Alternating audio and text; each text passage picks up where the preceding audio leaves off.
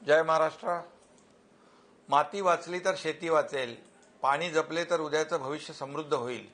माजी मुख्यमंत्री स्वर्गीय सुधाकरराव नाईक साहेब यांच्या जयंतीनिमित्त 21 ऑगस्ट हा दिवस आपण राज्यभर जलसंधारण दिन म्हणून साजरा करत आहोत।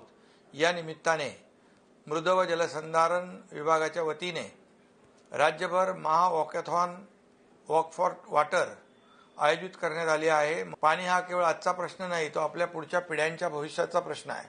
त्यामुळे जलसंधारणाची चळवळ ही केवळ शासनाची नव्हे तर प्रत्येक नागरिकाची चळवळ झाली पाहिजे।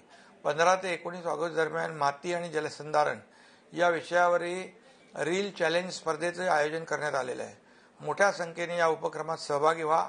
जाहिरातीतील QR कोड स्कॅन करा, आपली नाव नोंदणी करा आणि शासनाने ठेवलेली आकर्षक बक्षिसे जिंका।